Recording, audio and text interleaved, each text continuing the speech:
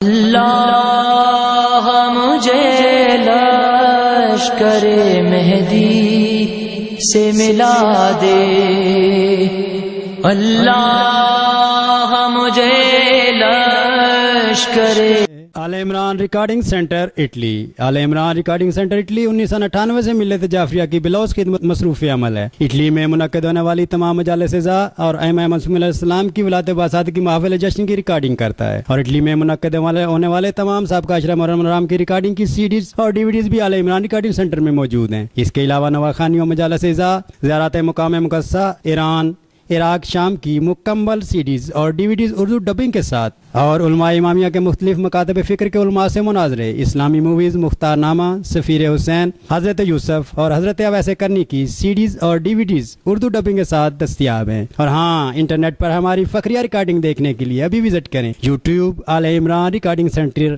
امامیہ Italy. رابطہ حاجی سید ذل Hasnain Jafri, cell 003932957999، ای میل syedhilhassanain@yahoo.com۔ الحمد لله الصمد الذي لم يتخذ صاحبة ولا ولدا ولم يكن له شريك في الملك ولم يكن له ولي من الذل وكبره تكبيرا۔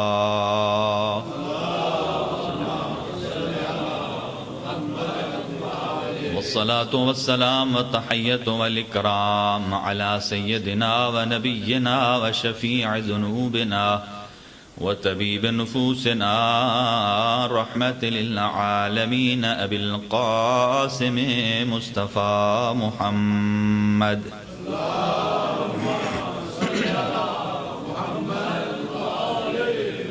وعلى آله الطيبين الطاهرين المعصومين المنتخبين المنتجبين الذين أذهب الله عنهم الرجس وطهرهم تطهيرا۔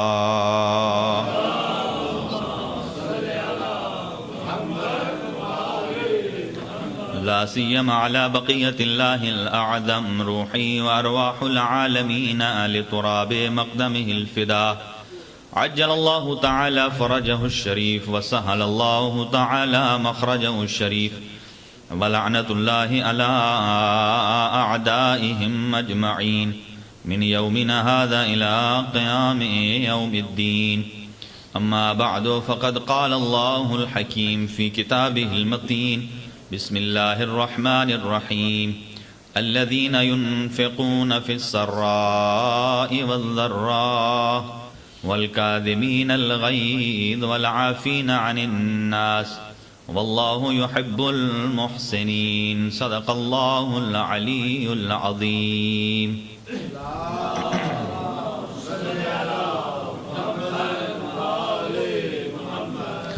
حاضرین گرامی قدر، چند دعائیہ کلمات کے ساتھ آغاز گفتگو ہے۔ خداوند متعال، خدائے لم یزل ولا یزال، تمام حاضرین، شرکت کنندگان، مومنین اور مومنات، سب کی توفیقات خیر میں اضافہ فرمائے اور سب کی حوائج شریعہ کو پورا فرمائے، اور بالاخص باب الحوائج امام موسیٰ بن جعفر علیہ السلام کے اس مبارک ذکر کے صدقے میں تمام حاضرین کی جھولیوں کو آباد فرمائے، اور جو بے اولاد ہیں ان کو پروردگار اولاد نرینہ عنایت فرمائے، جنہیں اولاد بخشی ہے انہیں نیک اور صالح تربیت کی توفیق عنایت فرمائے، اور اس مجلس عزا کے جو بانی ہیں برادر سید منیر حسین شاہ صاحب، اور ایسے ہی ندیم ملک صاحب، اور ایک اور مومن تطہیر عباس صاحب، پروردگار ان کے مال و رزق میں برکت عنایت فرما، اور ان کے گھر پر اپنی رحمتیں اور برکتیں نازل فرما، ہر قسم کے آفات ارضی و سماوی سے محفوظ اور مامون فرما، ان کے گھر پر امام زمان عجل اللہ تعالیٰ فرجہ الشریف کی خاص نظر کرم فرما، ان کی درینہ تمام خواہشات کو پورا فرما۔ پروردگار اس وقت ملت ایران جو ہے وہ ایک کرب میں مبتلا ہے، سیلاب کافی حد تک پھیل چکا ہے، پروردگار بحق محمد و اہل بیت محمد ان کی غیب سے مدد فرما، اور جو مومنین اور مومنات اس میں شرکت کر رہے ہیں، دام درہم سخن قدم ان کی توفیقات خیر میں اضافہ فرما۔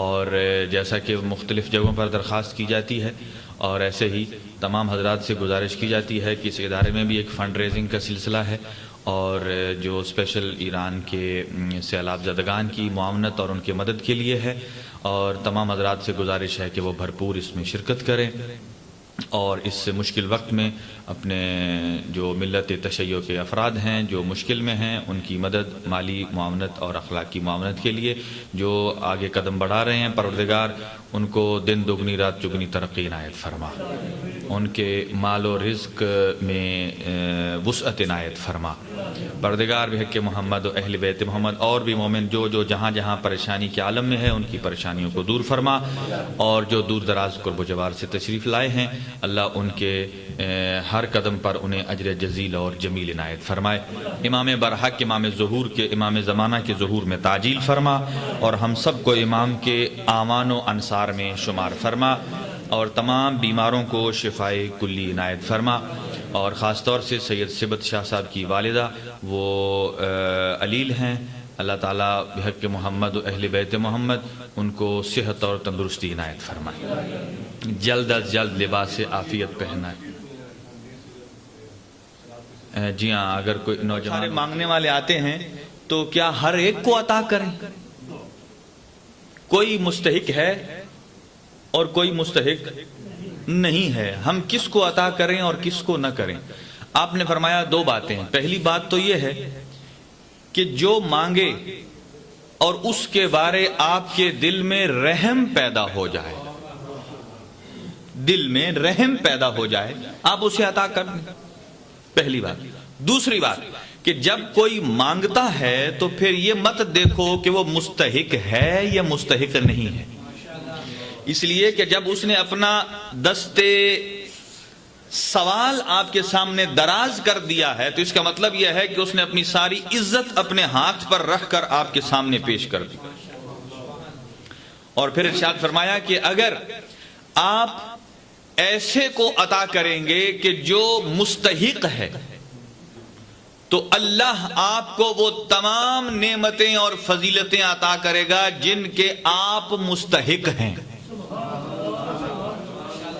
ہر آدمی کی خواہش ہوتی ہے کہ مجھے وہ بھی ملے جو میرا حق ہے اور مجھے وہ بھی ملے جو میرا حق نہیں ہے۔ ظلم کی نیت نہیں ہوتی بعض اوقات، لیکن یہ اللہ تعالیٰ سے امید کر سکتا ہے آدمی، اے اللہ جو میرے حصے میں آنا ہے وہ بھی مجھے دے، اور جو نہیں آنا اپنے لطف اور کرم سے وہ بھی مجھے دے۔ تو معصوم نے فرمایا آپ ایسے کو دیں گے جو مستحق ہے تو اللہ آپ کو صرف وہی فضیلتیں دے گا، وہی رزق دے گا جس کے آپ مستحق ہیں، اور اگر آپ دینے میں یہ نہیں دیکھیں گے کہ وہ مستحق تھا یا غیر مستحق تھا تو فرمایا کہ پھر اللہ وہ بھی عطا کرنے میں تمہیں نہیں دیکھے گا کہ آیا تم اس نعمت کے مستحق تھے یا نہیں تھے۔ لہذا جو اللہ سے بغیر استحقاق کے لینا چاہتا ہے، جب کوئی مانگے تو بغیر استحقاق کے دینے کی طاقت پیدا کرے۔ اور بہت ساری مناسبتیں ہیں، ماہ رجب المرجب بڑا ہی مقدس مہینہ ہے، اور اس مہینے کے اختتام پر چھٹے امام سے ایک شخص نے امام کے پاس آیا، حضرت نے پوچھا کیا تو نے روزہ رکھا ہے؟ کہا مولا نہیں۔ کہا پھر تو نے اس مہینے کی جو برکتیں تھیں ان کو ہاتھ سے ضائع کر دیا۔ کہنے لگا مولا اب آخری عشرہ آ گیا ہے رجب کا، کیا میں وہ ثواب لے سکتا ہوں؟ آپ نے ارشاد فرمایا ہاں کیوں نہیں، جو ماہ رجب المرجب کے آخری رجب کا روزہ رکھے گا اللہ پروردگار عالم اس کی زندگی کے 60 سال کے گناہ معاف کر دے گا، اور میکسیمم جو پریکٹیکل لائف ہے وہ 60 سال ہی بنتی ہے، 15 سال اور مائنس کر دیں آپ، پلس کر دیں اس میں جو بلوغت کے تھے۔ ماہ رجب انتہائی برکتوں کا مہینہ، اور یہ ایام 25 رجب المرجب امام موسیٰ کاظم علیہ السلام کا یوم شہادت ہے، صلی علی محمد و علی محمد، اور ایسے ہی 27 رجب یوم بعثت ہے، اور ایسے ہی ان دنوں میں ایک دن حضرت ابو طالب علیہ السلام کی شہادت کا بھی دن ہے، اور ایسے ہی معراج کی مناسبت بھی موجود ہے ان دنوں میں،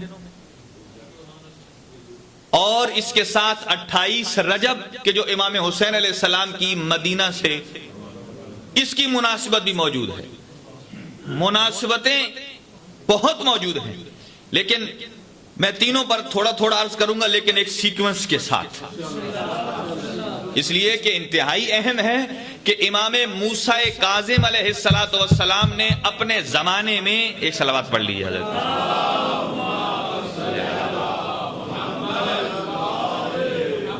اپنے زمانے میں وہ جو کربلا میں امام حسین نے دین کو بچایا تھا،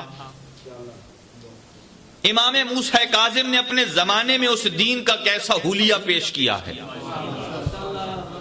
دین کا کیسے حلیہ پیش کیا ہے. اس لیے کہ امام حسین علیہ السلام جب مدینہ سے نکل رہے تھے تو معروف آپ کا خطبہ بھی ہے اور وصیت کے جملے بھی ہیں کہ انی لم اخرج اشرن ولا بطرن ولا ظالمن ولا مفسدا، کہ میں حسین ابن علی کی جو موومنٹ ہے مدینہ چھوڑنے کی، یہ کسی جاہ و جلال کے لیے نہیں ہے، کسی ظاہری بادشاہت کے لیے نہیں ہے، اس لیے کہ جسے اللہ بادشاہت عطا کرتا ہے پھر ساری بادشاہتیں اس کے قدموں کے نیچے ہوتی ہیں. بادشاہت کے لیے نہیں نکلے، کہا فتنہ و فساد کے لیے نہیں نکلا.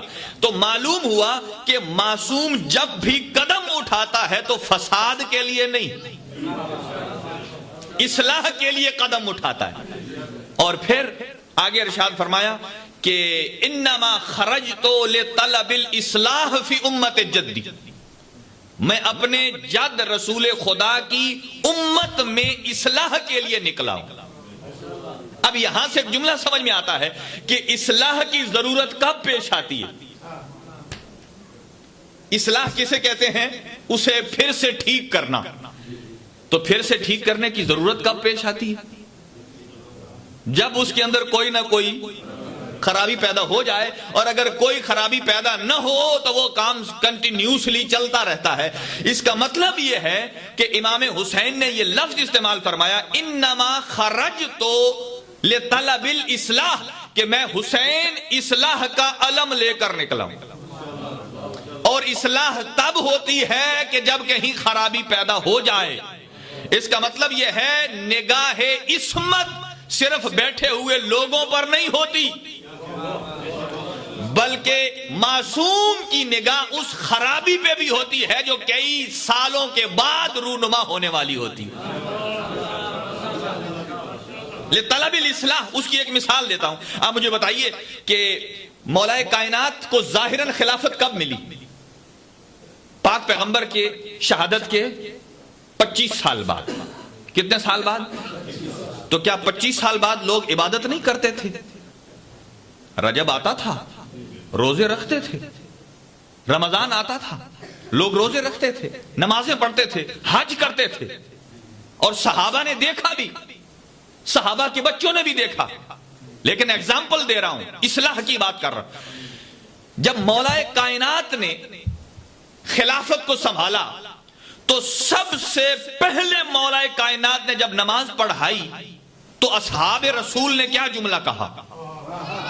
جاگیے ذرا، کیا جملہ کہا؟ انہوں نے کہا اللہ کی قسم آج ہمیں رسول اللہ کی نماز یاد آ گئی. ہائے ہائے ہائے ہائے، اللہ اکبر.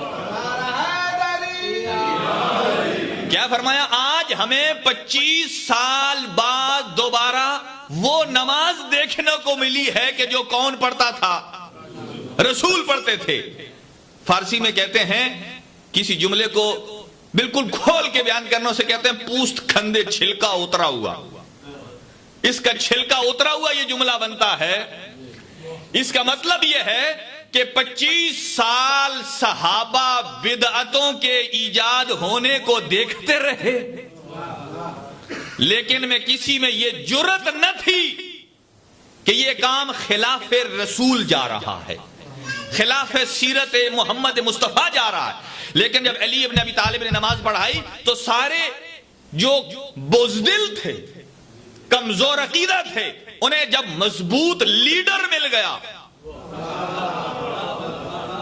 مضبوط لیڈر مل گیا، اس کا مطلب ہرگز یہ نہیں ہے کہ کوئی آدمی اپنے عقیدوں کو بعض اوقات اظہار نہیں کرتا، نہیں، لیکن اس کے لیے مضبوط لیڈر بھی چاہیے، اس لیے کہ ہر آدمی اپنے تائیں مضبوط نہیں ہوتا، اسے سہارا چاہیے ہوتا ہے کسی مضبوط لیڈرشپ کا، اور جب فاتح خیبر علم اصلاح کو بلند کرے،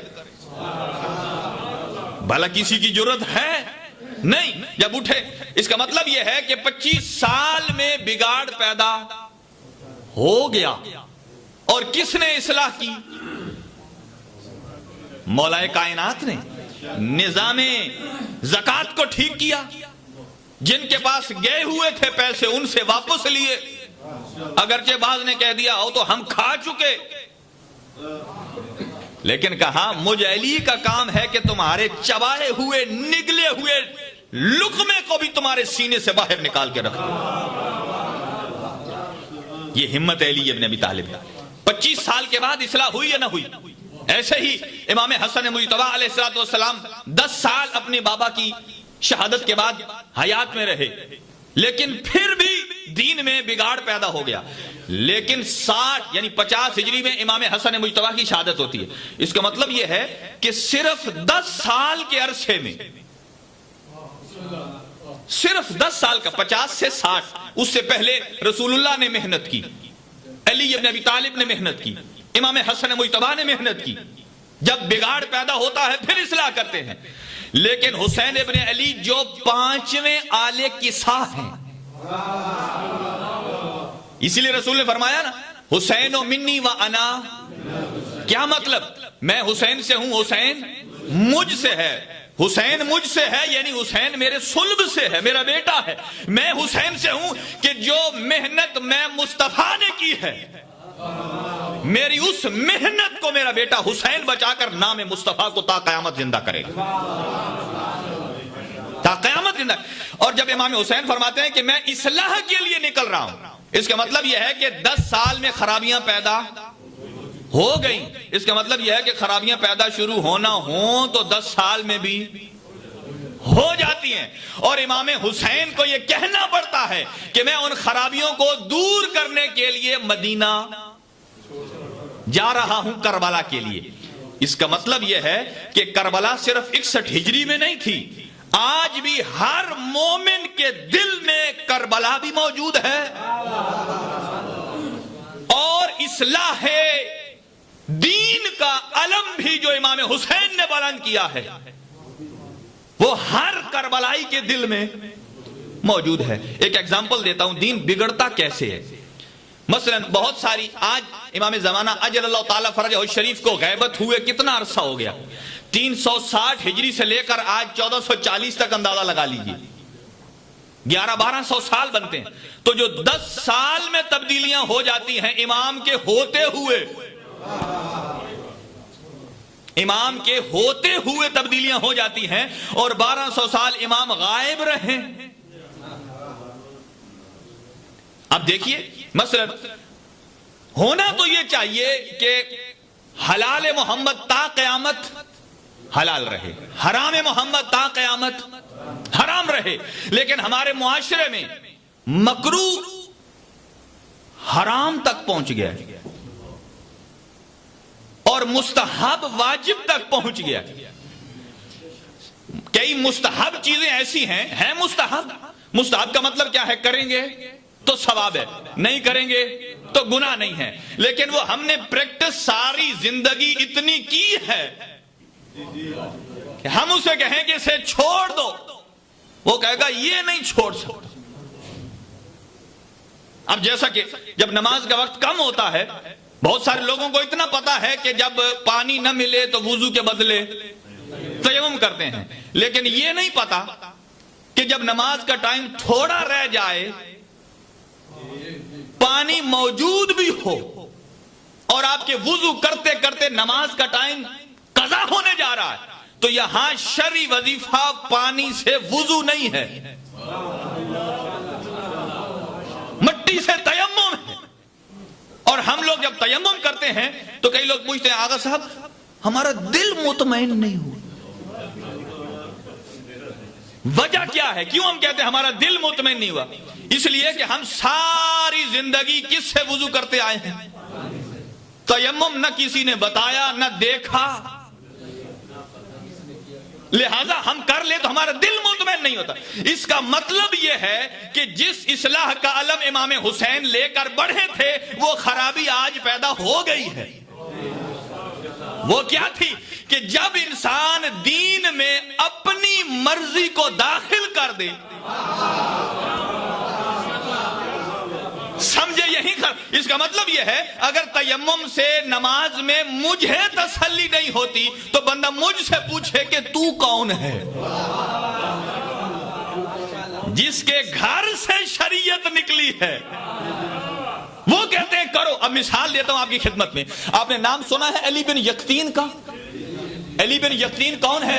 امام موسیٰ کاظم علیہ السلام کا صحابی ہے، اور امام نے اسے کہا ہے، اور یہ بھی جملہ صحیح نہیں ہے، لوگ کہتے ہیں پولیٹکس میں نہ جاؤ، پولیٹکس میں نہ جائیے، یہ حرام ہے۔ ارے بھائی اس کے حرام ہونے کے اور اسباب ہیں، لیکن اگر آپ اپنے زاویے کو صحیح کر لیں تو یہی سیاست ثواب بن جاتی ہے۔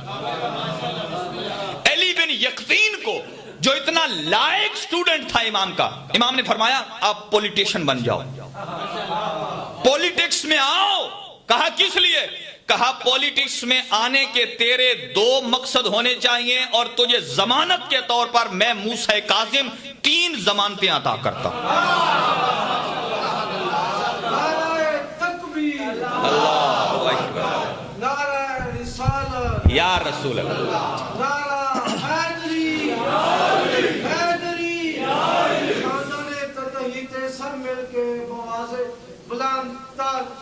صلوات اللہ۔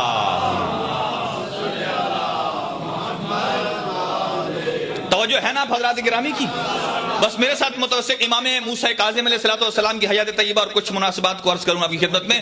کہا پولیٹکس میں جاؤ، لیکن تیرا مطمع نظر یہ نہیں ہونا چاہیے کہ آج جتنے لگائے ہیں اس سے ڈبل۔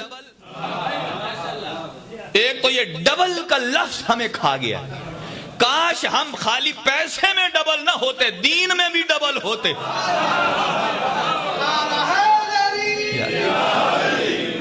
کاش ہم دین میں بھی ڈبل ہوتے۔ مثلا میں مثال دیتا ہوں، بعض اوقات لوگ زیارت پر جاتے ہیں اور انہیں پتہ نہیں ہوتا کہ وہاں نماز انہوں نے قصر پڑھنی ہے یا پوری پڑھنی، اور اگر کوئی ساتھ والا مومن بتا دے ارے بھائی یہاں تیری سفر میں نماز قصر ہے تو تو نے 4 پوری پڑھ لی ہے، تو وہ اس سے پوچھتا ہے تو کیا میں پھر پڑھوں؟ لگتا ہے پھر کا احسان ہمارے اوپر کر رہا، کہتا ہے وہ تو 2 تھی تو میں نے ایکسٹرا نہیں کر دی۔ ارے بھائی اللہ کو ہماری زیادہ نماز نہیں چاہیے، ہائے ہائے، اللہ ہماری زیادہ نماز کا خواہش مند نہیں ہے، اللہ ہماری بر وقت نماز کا خواہش مند ہے۔ اسی لیے ہمارا ایک سلوگن ہے کہ عزاداری ہر وقت اور نماز بر وقت، عزاداری ہر وقت اور نماز بر وقت۔ کاش ہم خالی سیاست میں ڈبل نہ ہوتے۔ یاد ہے نا ایک ڈبل شاہ بھی تھا، لیکن جن کو وہ ڈبل کر گیا ہے وہ بیچارے 0 پر آ گئے۔ دنیا کا لالچ یہی ہے، کاش ہم آخرت کے لیے ڈبل کرتے۔ امام موسیٰ کاظم نے فرمایا علی بن یقطین تیرا مطمع نظر کیا ہونا چاہیے؟ 2 باتیں، ایک مومنین کو فائدہ پہنچانا، ہائے ہائے ہائے، اس کا مطلب یہ ہے اگر کسی کی لیڈرشپ سے، کسی کی پولیٹکس سے اگر مومن کو فائدہ نہیں ہوتا تو وہ حلال نہیں ہے۔ اور میں افسوس سے کہنا پڑتا ہے کئی مومن بھی اگر لیڈر بن جائیں نا تو جب کہیں نماز پڑھنے کا مسئلہ آتا ہے اتحاد بین المسلمین کا تو پھر انہیں ایمان بھول جاتا ہے، انہیں کچھ اور یاد آ جاتا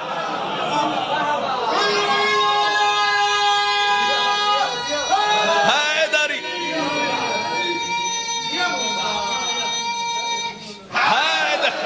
شاباش میرا بیٹا۔ دیکھیے انہیں اپنا ایمان کھل جاتا ہے. بھائی کل ایمان نے نماز کیسے پڑھی ہے؟ ہاتھ. اچھا کسی بندے نے رسول پاک کو نہ دیکھا ہو, صرف علی کو دیکھا ہو, ہاتھ کھول کے پڑھیے. کیا علی کے ہاتھ کھول کر پڑھنے سے رسول کا ہاتھ کھول کے پڑھنے ثابت ہوتا ہے؟ اسی جملے سے جس کو صحابہ نے کہا کہ آج ہم نے وہ نماز علی سے دیکھی. اچھا جملہ معترضہ کہ لوگ کہتے ہیں ایمان ایام ابو طالب علیہ السلام بھی ہیں کہ لوگ کہتے ہیں کہ حضرت ابو طالب العیاذ باللہ مسلمان نہیں تھے. اچھا جب چوتھے امام سے پوچھا گیا نا, مولا کیا آپ کے جد علی بن ابی طالب کو لوگ یہ کہتے ہیں؟ امام ٹیک لگا کر بیٹھے ہوئے تھے, ایک دم کمر کو سیدھا کر لیا, جلال میں آ گئے, کہا لا تقل ہاکذا عن جدی ابی طالب, میرے جد ابو طالب کے بارے میں ایسا لفظ مت استعمال کرو. کہا کیوں؟ کہا اللہ کا یہ فیصلہ ہے قرآن مجید میں کہ جب دو میاں بیوی میں سے جب میاں مشرک ہو جائے, میاں مشرک ہو جائے, مشرک ہونے کے لیے 1400 سال صرف پیچھے نہیں جانا پڑتا. اگر 1400 سال پہلے جس نے کام کر کے مشرک بنا ہے, اگر وہی کام آج کوئی کرے تو وہ موحد نہیں بن سکتا. وہ بھی کیا بنتا ہے؟ مشرک بنتا ہے. ظاہر ہے ہماری تاریخ کہاں سے چلی آ رہی ہے؟ 1400 سال. جو 1400 سال پہلے صاحب ایمان کے اوپر ایمان لائے تو آج کیا بن جاتا ہے؟ مومن بن جاتا ہے.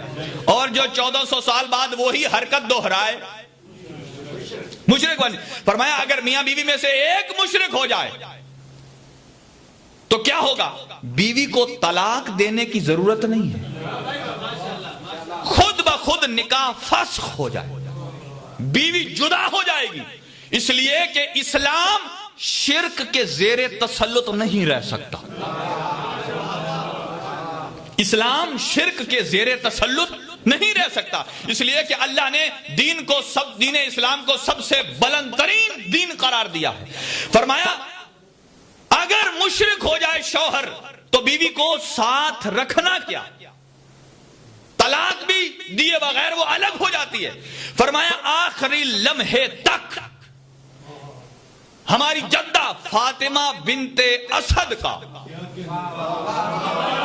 ہمارے دادا علی ابن ابی طالب کے ساتھ رہنا یہ اس بات کی دلالت کرتا ہے کہ فاطمہ بنت اسد بھی مومنہ تھی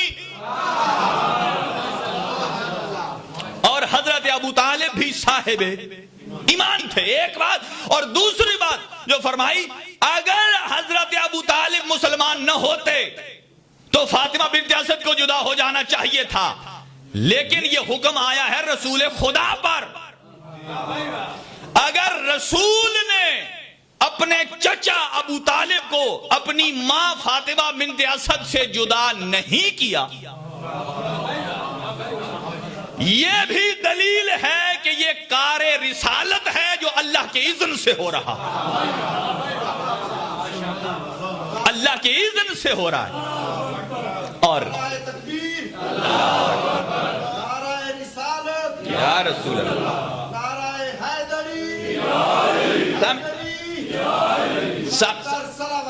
اللہم علی محمد. ایک اور مثال دیکھیے, اگر کسی کا عقیدہ چیک کرنا ہو, آج کل ہر بندہ کہتا ہے میرا عقیدہ میرا عقیدہ میرا عقیدہ.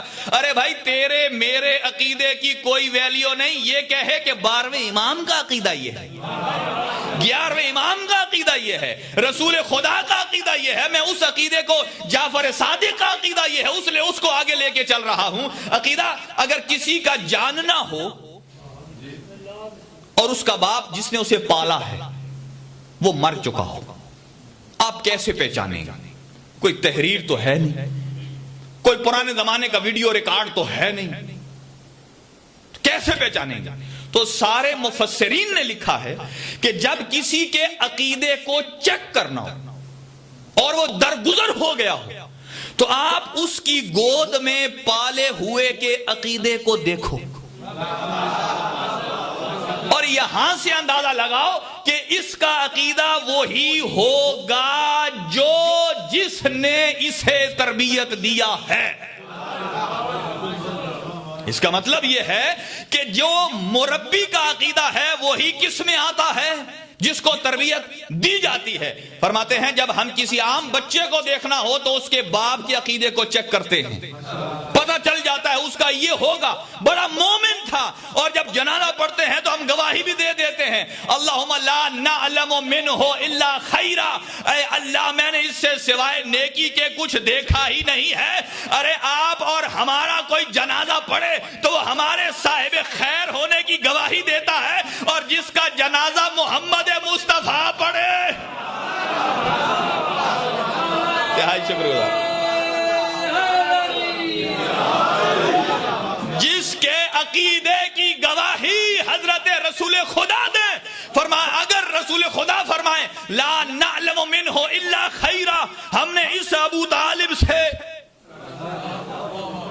سوائے خیر کے کچھ دیکھا نہیں ہے، تو لہذا اس کے عقیدے کو چیک کرنے کے لیے ان کو دیکھا جاتا ہے۔ اب نتیجہ یہ ہے اگر حضرت ابو طالب کا عقیدہ دیکھنا ہے، جناب فاطمہ بنت اسد کا عقیدہ دیکھنا ہے، اگر کوئی وہاں تک نہیں پہنچ پایا تو حضرت ابو طالب کی گود میں پلے ہوئے بچوں کا عقیدہ چیک کر لو، پتہ چل جائے گا ابو طالب کا عقیدہ کیا ہے۔ اب آپ پوچھیں گے ابو طالب کی گود میں کون کون پلا ہے، تو یہاں میں کہوں گا دو ہی بچے ہیں کہ جن کو پالنے کی ذمہ داری اللہ نے ابو طالب کے ہاتھوں پہ دی ہے، ایک کا نام محمد ہے اور ایک کا نام علی ہے۔ جس کو ایک کو تربیت کی ہے، جو محمد تھا وہ سید الانبیاء بنا ہے، جو علی تھا وہ سید الاولیاء بن گیا۔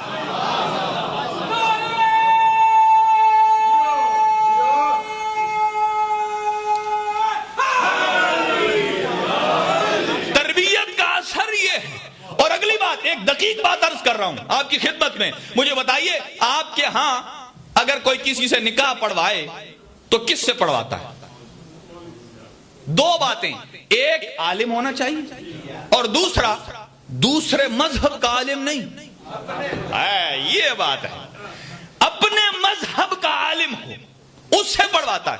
جب آپ اور ہم اپنے مذہب کے عالم سے پڑھواتے ہیں تو رسول خدا کا نکاح کس نے پڑھا؟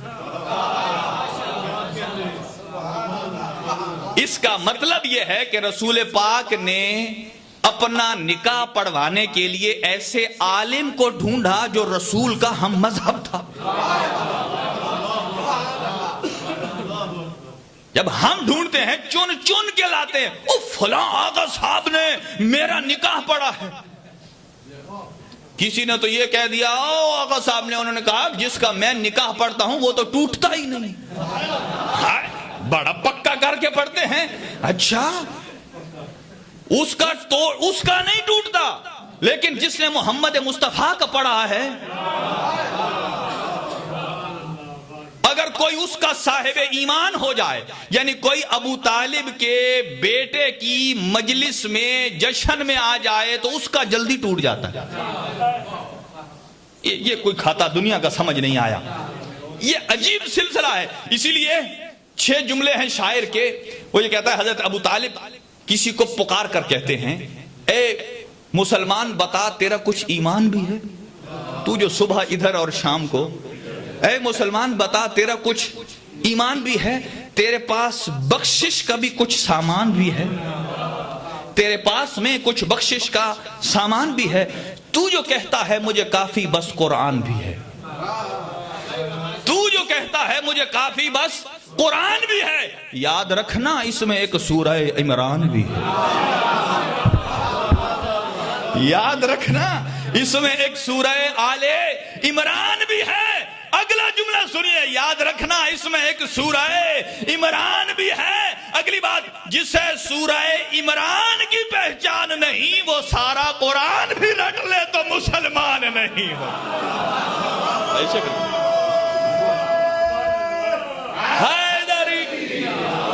اب دیکھیے بات کس طرف طرف سے آئی اور کدھر نکل گئی. یہ آپ حضرات کی محبت ہے حضرت ابو طالب کی شان. ایک اور عجیب دلیل سنیے گا. آگے بڑھتا ہوں پھر امام کی شان میں.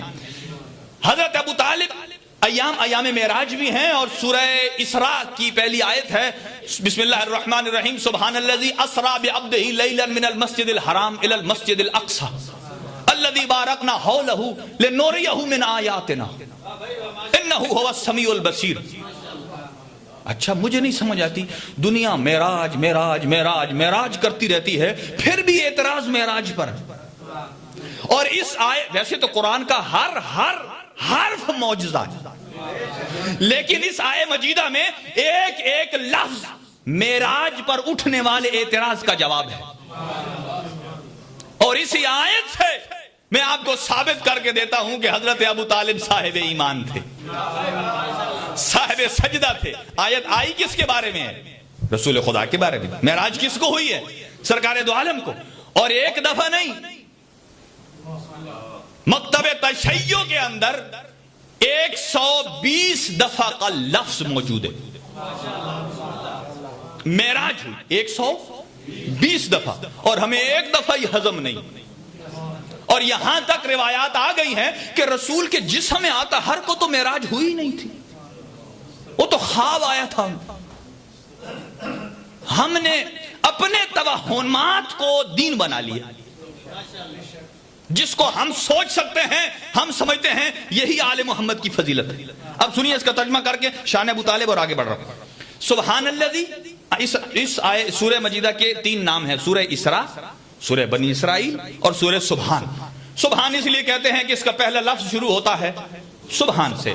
سورہ اسراء اس لیے کہتے ہیں چونکہ سیر کا مطلب ہوتا ہے دن کو سفر کرنا, اور اسراء ہوتا ہے رات کو. یہاں بھی کئی ڈرائیور بیٹھے ہوں گے, کسی کو کون لگے لمبے سفر پہ جانا ہے, اسے کہو دن میں چلیں, کہتا نہیں رات کا سفر. ایسا ہی کمپیوٹر ماسٹر جو ہے وہ کہتا ہے جب رات کو شانتی ہو جائے جو کام مجھے دو میں کر دوں گا. اس کا مطلب یہ ہے کہ اہم کام رات کی تاریکی میں اور خاموشی میں کیا جاتا ہے. اسراء رات کا سفر. اور بنی اسرائیل اس لیے کہتے ہیں سورت کا پہلا اور آخری ایک کثیر حصہ بنی اسرائیل کے متعلق ہے. اور 5ویں اور 6ٹھے امام کی روایت اس میں موجود ہے, من قرأ سورت بنی اسرائیل فی کل لیلۃ الجمعہ, جو آدمی سورہ بنی اسرائیل کو ہر شب جمعہ پڑھتا ہے, لم یمت حتی یری القائم وہو من اصحابہ, جو ہر شب جمعہ کو سورہ بنی اسرائیل کی تلاوت کرے گا وہ اس وقت تک نہیں مرے گا جب تک قائم کے چہرے کی زیارت نہ کر لے. جب تک امام قائم کے چہرے کی, اور صرف زیارت ہی نہیں کرے گا, وہ ہوا من اصحاب ہی, وہ امام زمانہ کے اصحاب میں سے ہوگا.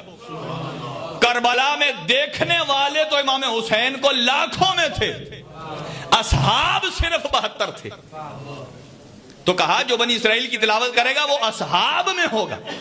اور اس میں ایک تذکرہ آتا ہے والدین کا, کہ جہاں اللہ نے ماں باپ پر نعمتیں نازل کی ہیں, تو معصوم فرماتے ہیں کہ جب قاری جو پڑھنے والا ہے جب ان آیات پر پہنچتا ہے نا, فرق قلبہ للوالدین, اس کا دل پھٹ جاتا ہے والدین کی اطاعت کرنے میں, دل میں تحریک پیدا ہوتی ہے. وہ آیات ہیں, وہ باپ کی شان بیان کی گئی. اچھا یہ تو کئیوں نے کہا کہ یہ البتہ یہ عقیدہ معراج صرف تشیع کا نہیں ہے, عالم اسلام کا نہیں ہے, کرسچینٹی میں بھی موجود ہے.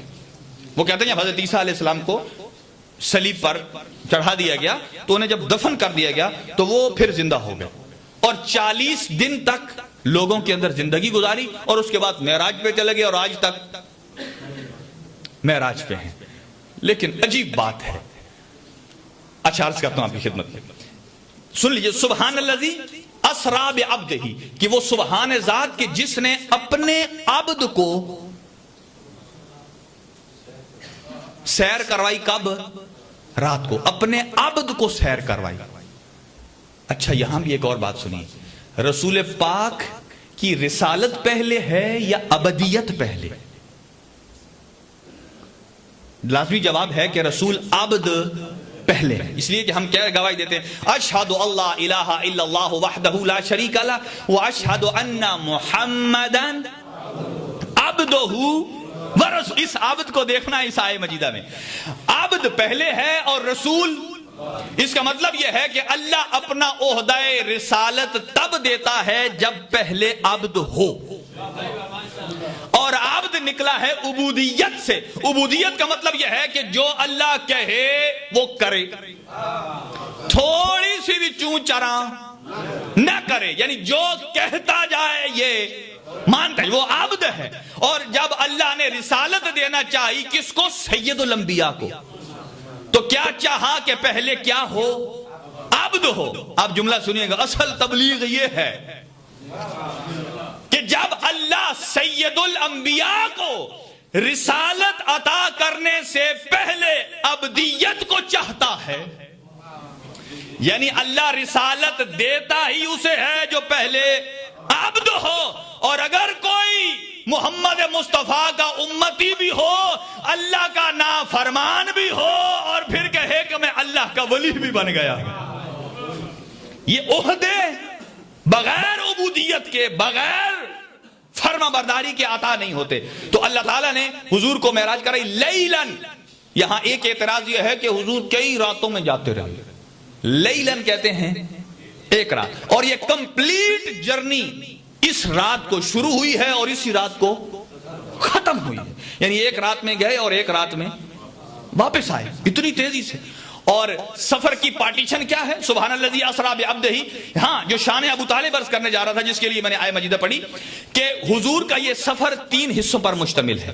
پہلا حصہ مسجد الحرام سے مسجد اقصی تک, بچے کو بتا, اور دوسرا پارٹ مسجد اقصی سے سدرۃ المنتہا, اور تیسرا سدرۃ المنتہا سے مقام اولا قاب قوسین تک.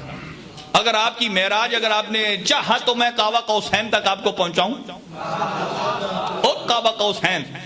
اچھا, 3 پارٹ ہیں سفر کے. پہلا کیا ہے, سبحان الذی اسری بعبدہ لیلا من المسجد الحرام الی المسجد مسجد الحرام تو سب کو پتا ہے, اور مسجد اقصی کہاں ہے, فلسطین, یروشلم میں. اچھا, ان کے بیٹوین فاصلہ کتنا ہے, 100 فرسخ. ایک فرسخ ہے 8 مائل کا, 800 میل تو یہ ہو گئے, اور 1 میل کتنے کلومیٹر کا ہے, خود آپ کنکلوژن کر لیجئے. اتنا فاصلہ مسجد الحرام سے.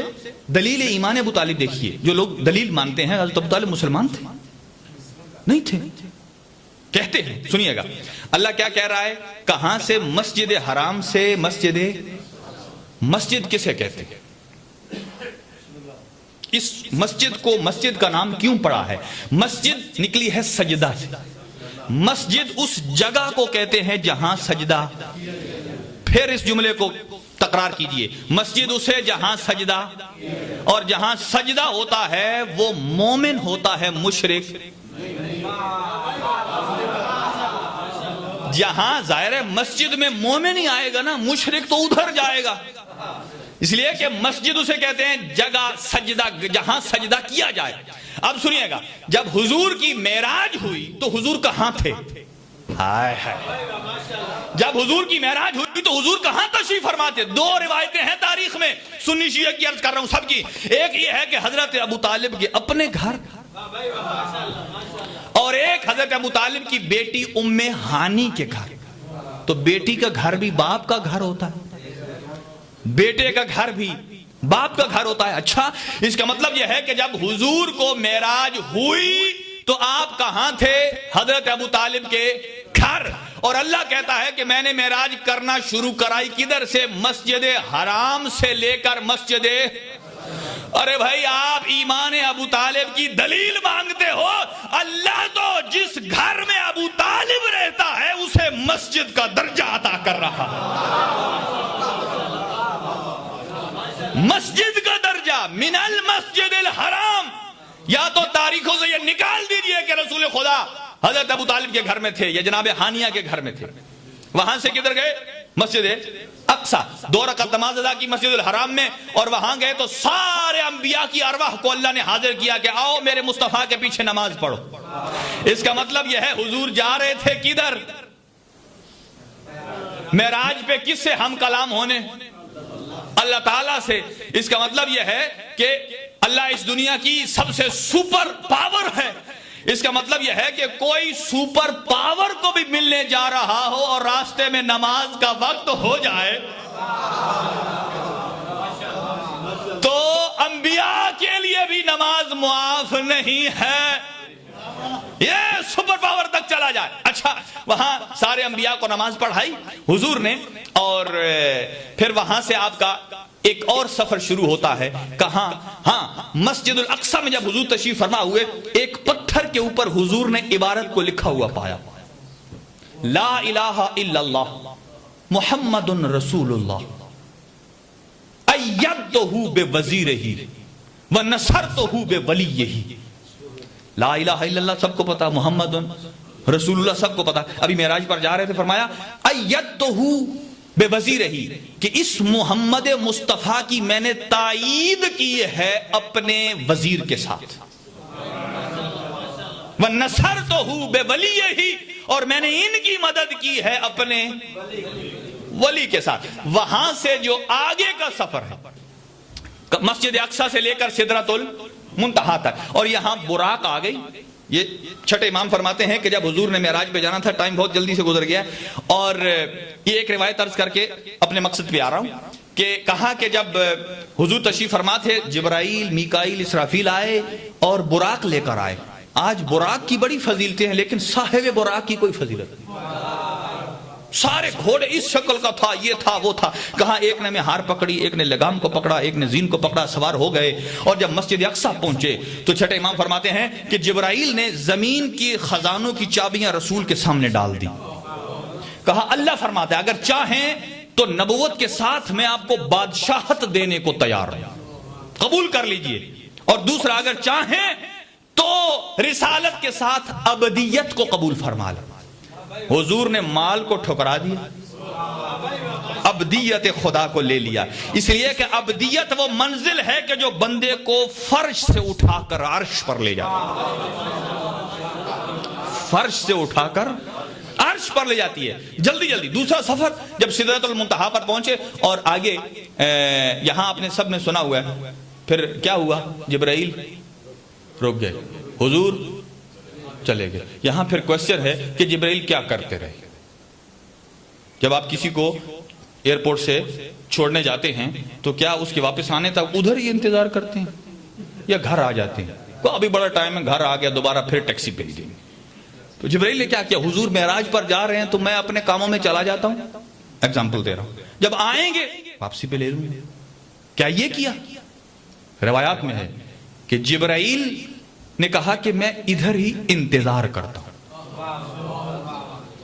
کس کا انتظار؟ سید الانبیاء کا انتظار۔ اور ہم کس کا انتظار کر رہے ہیں؟ محمد کا۔ اولنا محمد، آخرنا محمد۔ جبرائیل بھی انتظار کر رہے تھے محمد کا، ہم بھی انتظار کر رہے ہیں محمد کا۔ اور صفات دیکھیے، پہلے محمد نے کہا آخری محمد جو آئے گا اس کا نام بھی میرا نام ہوگا، لقب بھی میرا لقب ہوگا، کنیت بھی میری کنیت ہوگی، اس کی شولڈر پر بھی لکھا ہوگا جا الحق وزہق الباطل ان الباطل کان زہوقا۔ فرق اتنا ہے، میں وہ ہوں کہ جس پر نبوتیں ختم ہو رہی ہیں، اور وہ میرا مہدی وہ ہے کہ جس پر امامتیں اور ولایتیں تمام ہو رہی ہیں۔ ایک بات۔ دوسری، جبرائیل نے کہا کہ میں آگے گیا تو میرے پر جل جائیں گے۔ جلنا سمجھ آتا ہے آپ کو؟ ایک ہوتا ہے کسی چیز کو جلا دینا پوزیٹیولی، ظاہر روٹی کو جلاتے ہیں تو پکتی ہے نا، اور جب وہ ضرورت سے زیادہ جل جائے تو کیا ہو جاتی ہے؟ خراب ہو جاتی ہے۔ تو جبرائیل نے کیا کہا؟ جبرائیل آگے نہیں گئے، جانتے تھے وہ مقام رسالت ہے، اور مقام رسالت پر میں جبرائیل بھی فرمایا ایک قدم آگے رکھوں تو میرا پیر یا میں جل جاؤں۔ اس کا مطلب یہ ہے کہ جبرائیل جیسا افضل الملائکہ اگر مقام رسالت پر چلا جائے تو ذرا دیکھیے کہ جو ہو ہی غیر معصوم اور مقام رسالت پر چلا جائے، اندازہ لگائیے وہ جلا ہوگا۔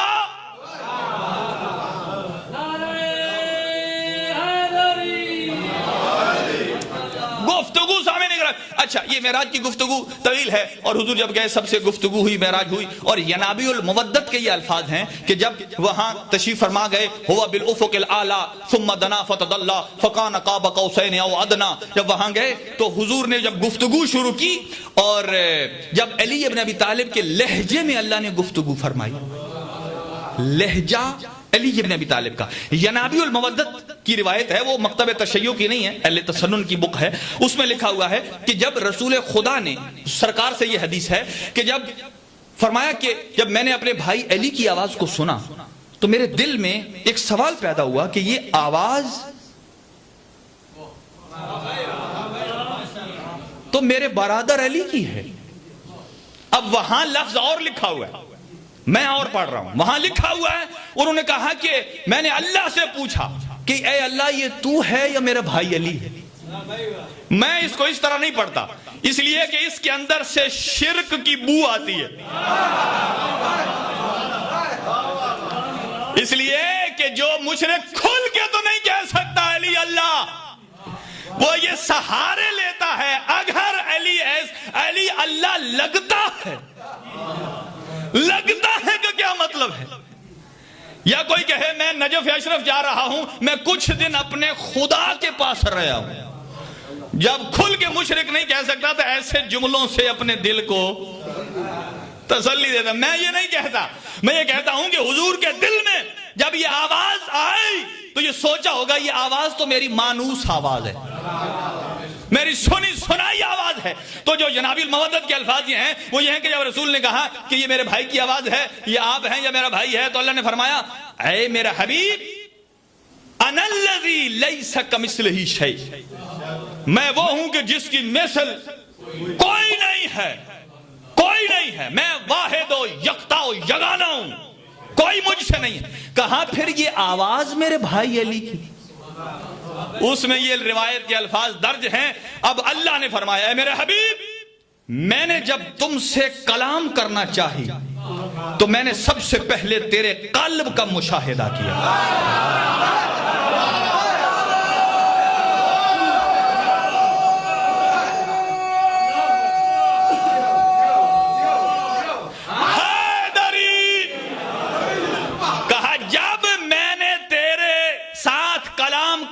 چاہی میں نے آپ کے دل کا مشاہدہ کیا اور میں نے دیکھا کہ اے میرے حبیب آپ کے دل میں سوائے میرے بھائی علی ابن ابی طالب کے اور کسی کی اللہ کے بعد محبت نہیں ہے، تو میں نے بھی علی کا لہجہ اس لیے انتخاب کیا ہے تاکہ میرا حبیب مصطفیٰ مطمئن ہو جائے۔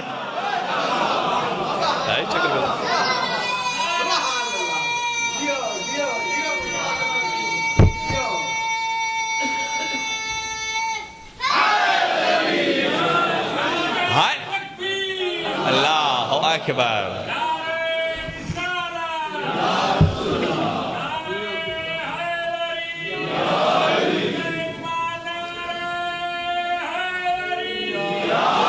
اور جب حضرت موسیٰ علیہ السلام کو بھی اللہ نے وحی کی تھی، حدیث قدسی کے جملے ہیں، کہا اے میرے حبیب موسیٰ جب کوئی مجھ سے ہم کلام ہوتا ہے، ہم بھی دعا کرتے ہیں، ہم کیا کہتے ہیں یا اللہ، کیا مطلب ہم کلام ہونا چاہتے ہیں، وہ الگ بات ہے، ہم کلام ہونا چاہتے ہیں لیکن وہ ہماری عادتیں دیکھ کر کرنا نہیں چاہتا۔ دیکھیں یک طرفہ کام نہیں ہوتا، جب تک ہم جیسے ہمارے دوست کے ساتھ بات کر رہے ہوں، ہم بات کرتے جائیں، وہ بار بار اگنور کرتا جائے، موبائل پہ کھیلتا جائے، ادھر ادھر دیکھتا جائے، ہم اسے جھٹکا مار کے کہتے ہیں ارے بھائی میں تیرے ساتھ ہوں۔ اور یہی وجہ ہے کہا جب چلتا پھرتا مال آتا جب ایک دفعہ مال اور رزق کم ہو جائے نا تو اللہ بھی تھوڑا جھٹکا دیتا ہے، اے میرا بندہ یہ وہی تو تھا جو میں عطا کر رہا تھا، مجھ سے لے کر بھول گیا ہے۔ حضرت موسیٰ کو جب وہی کی کہا اے موسیٰ جب میرا بندہ مجھ سے گفتگو کرتا ہے تو میں اس کے ہونٹوں کی طرف نہیں دیکھتا، میری نگاہ اس کے دل پہ ہوتی، اور اگر اس کا دل میری طرف ہے تو میں زمین و آسمان کے سارے خزانے کھول دیتا ہوں، اور جسے میں اللہ کھول دوں پھر اسے کوئی بند. اور اگر میں دیکھوں کہ اس کا دل میرے علاوہ کسی غیر کی طرف ہے، دکھاوے کے لیے یا اللہ یا اللہ یا اللہ کر رہا ہے، تو پھر میں زمین و آسمان کے خزانے بند کر دیتا ہوں جسے میں بند کر دوں. پھر بندہ کہے بس میری تو امتحان آزمائش آ گئی، میں بس اللہ نے میرا یہ انتخاب کیا ہے. ارے بھائی اب دیکھیں مولا کائنات دعائے کمیل میں فرماتے ہیں اے اللہ میں تیرے راستے سے ہٹ گیا. اب علی کہاں سے ہٹے؟ آپ اور ہمیں سمجھا رہے ہیں. اور پھر فرمایا اور تقدیر نے بھی میری مدد کی. ہم کہتے ہیں یار اللہ نے تقدیر لکھ دی ہے، یہ کیسے ہو گیا ہے کہ تقدیر نے مدد کی؟ تقدیر میری جو ہے میری حمایت میں تو مدد کر سکتی لیکن میرے خلاف. وہ فرمایا کیوں؟ کہا اس کا مطلب یہ ہے، علامہ تقی جعفری فرماتے ہیں، کہا اس کا مطلب یہ ہے تقدیر نے میری مدد کی. ایک تقدیر وہ ہے جو لوح محفوظ پر ہے اور وہ بالکل رد و بدل اس میں ممکن ہی نہیں، وہ اللہ کے علم میں، اس میں ہم کمی بیشی نہیں کر سکتے. مثلا ایک آدمی کہے کہ اللہ نے انسان میں سانس گن کے ڈالے، کوئی کہ میں 1 منٹ سانس روک کے رکھتا ہوں، اللہ نے اگر رکھے تھے مثلا 10,000 میں کم کر دوں گا. ارے بھائی جتنا بھی تو روک لے، جتنی شدت سے تو روکے گا، جب تو چھوڑے گا اس سے زیادہ شدت میں نکل کر کہے گا ارے تو رکتا روکتا روکتا مر جائے گا. لیکن جسے آنا ہے، لیکن جب آخری نکلنے والا ہو جتنا مرضی تو کرتا رہے، وہ جو نیچے ڈوب گیا پھر اٹھنے والا نہیں ہے. کہا یہ بات. اور آئیے یہی بات جہاں سے شروع ہوئی تھی، علی بن یقطین، گفتگو کو کلوز کر رہا ہوں، ماتم کا پرسہ بھی ہے. علی بن یقطین کو مولا نے فرمایا کیا کر؟ پولیٹکس میں آ، 2 کام تو کر، مومنین کی خدمت کرنا تیرا کام ہے، اور جو آئے اس سے عزت سے پیش آ. یہ نہیں جب اقتدار آ جائے تو 10 بندے گیٹ پر بیٹھا دے تاکہ وہ یہاں آتے آتے اتنا ذلیل ہو جائے وہیں سے واپس ہو جائے. کہا ان 2 کاموں کی ضمانت تو دے دے علی بن یقطین تو 3 کاموں کی ضمانت میں موسیٰ کاظم تجھے دیتا ہوں. پہلا کام، جلدی جلدی، پہلا کام، کبھی تیرے رزق میں کمی نہیں آئے گی. دوسری بات، کبھی کوئی تلوار تجھے چھوئے گی نہیں، کبھی فقر و تنگ دستی تیرے قریب نہیں آئے گی. دیکھیے اچھا یہی علی بن یقطین ہارون الرشید کے پاس جب بڑی پاپولیرٹی میں آ گیا اور اسے پتا کسی نے، اس کے اپنے خادم نے، نوکر جو علی بن یقطین کا تھا، اس نے جب اسے فارغ کیا نا، نکال دیا اپنے گھر سے، فارغ کر دیا، اس نے ہارون کو شکایت لگائی تو یہ کرتا ہے، یہ تو موسیٰ بن جعفر کا شیعہ ہے. دیکھیں موسیٰ بن جعفر اپنے زمانے کے شیعہ کی مدد کیسے کرتے ہیں، اور پھر امیجن کریں کہ آج وقت کا امام اپنے زمانے کے مومن کی مدد کیسے کرتا ہے. کہا یہ تو ان کا شیعہ ہے. اس نے کہا اچھا گھر میں تلاشی لی جائے. سب کو اس نے بتایا جی تو نے جو خوبصورت لباس دیا تھا وہ اس نے موسیٰ بن جعفر کو دے دیا. اور مولا کو جب بھجوایا تھا تو مولا نے باقی تحفے رکھ لیے، اور یہ خوبصورت لباس جو ہارون نے دیا تھا فرمایا واپس لے جا، یہ تیرے کام آئے گا. صندوق میں نیچے رکھ دیا. جب تلاشی ہوئی وہ لباس نکل آیا، غلام جھوٹا ہوا. اچھا وہ جب اتنا مقبول ہو گیا، اور علی بن یقطین اس کے بعد کہا کہ یہ تو وضو بھی شیعوں والا کرتا ہے. یہاں ایک بات عرض کرنے جا رہا ہوں جس کے لیے میں نے مثال دی کہ امام حسین کس اصلاح کی طرف جا رہے تھے.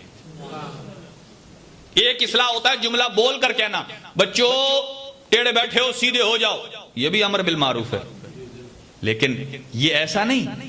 حسین کیا بتانا چاہتے تھے؟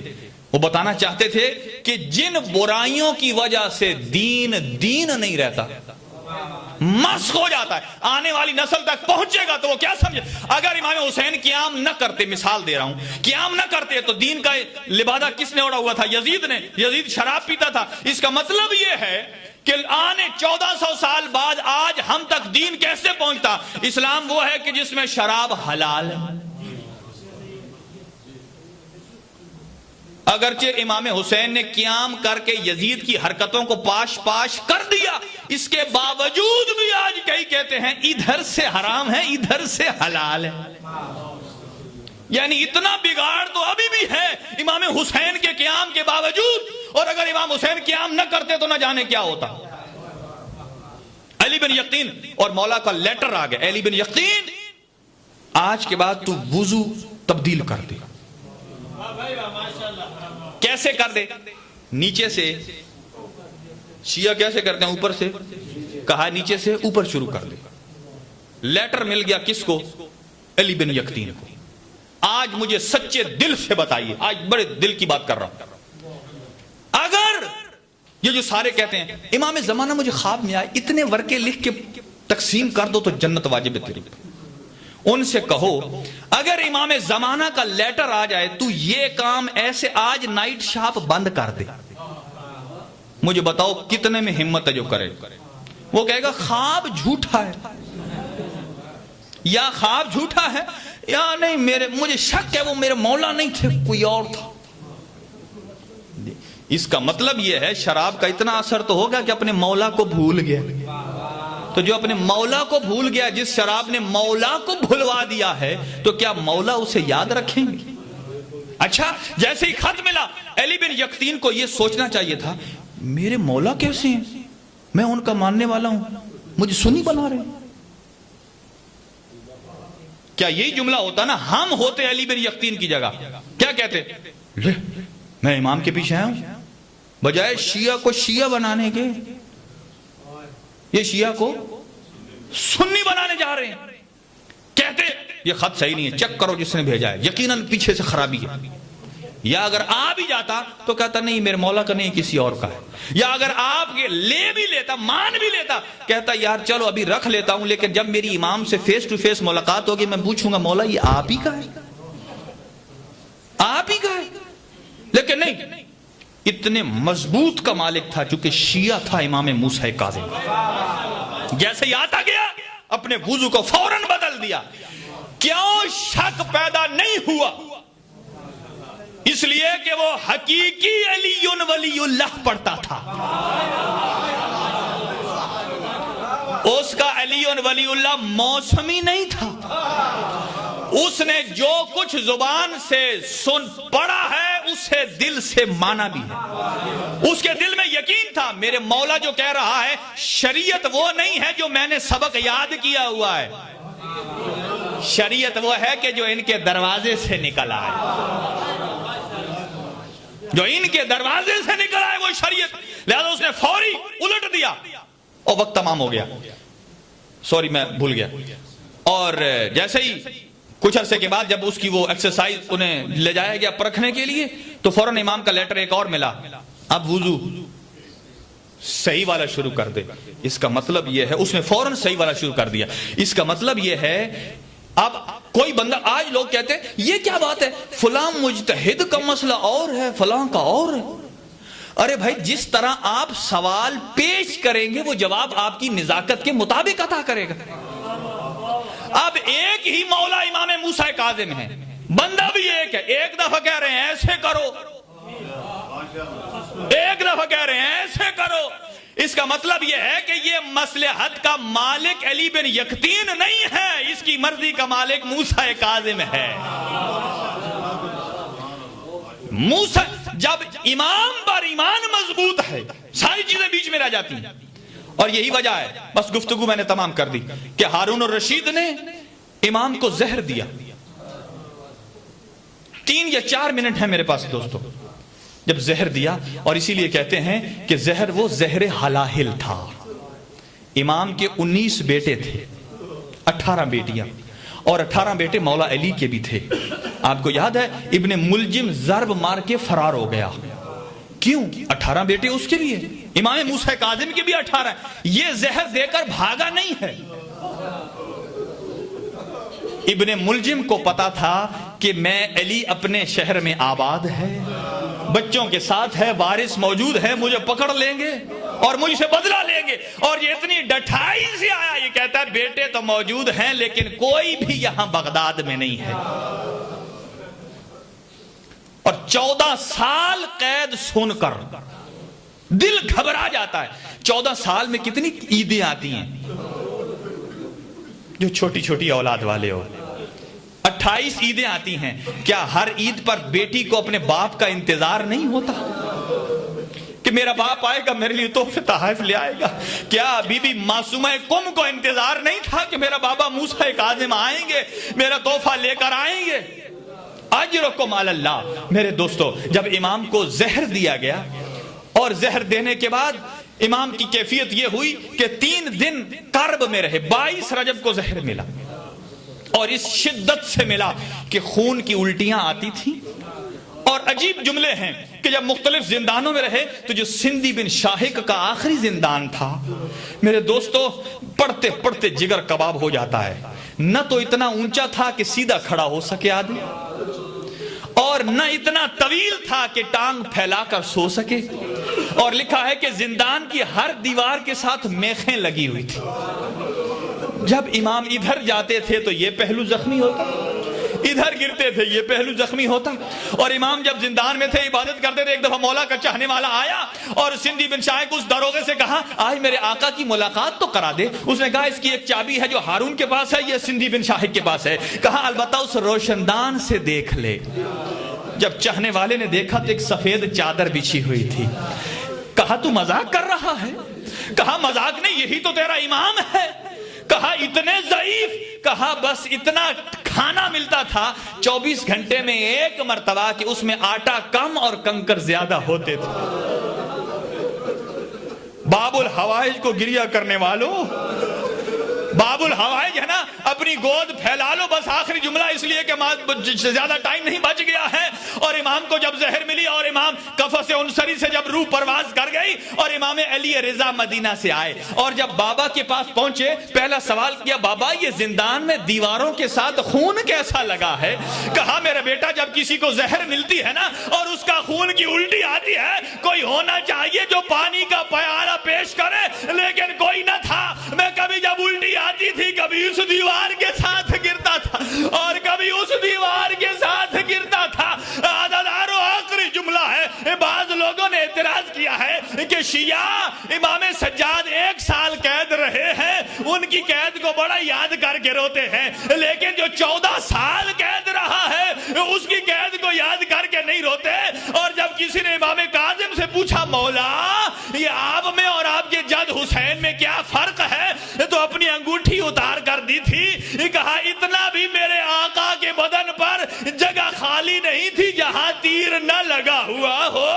اتنی مظلومیت کو خود بیان کیا اور فرمایا کہ یہ دیکھو میرے کاظم کی قید اور ہے. آقا گل پیغانی فرماتے ہیں لیکن امام سجاد کی ایک ایک دن ایک طرف ہے. فرمایا موسیٰ کاظم نے قید میں بغداد بغداد نہیں کہا، لیکن جب سجاد سے پوچھا گیا نا فرماتے الشام الشام الشام. فرمایا امام کاظم کے ساتھ بہن موجود نہیں تھی کہ جو زندان میں ہائے بابا کر کے مر گئی ہو. اور پھر امام حسین نے 71 کو اٹھایا، لیکن اے آقا آپ کے 71 اٹھانے والے جن کو اٹھایا وہ مرد تھے، لیکن زندان شام میں الا لعنت اللہ علی القوم الظالمین. ماتم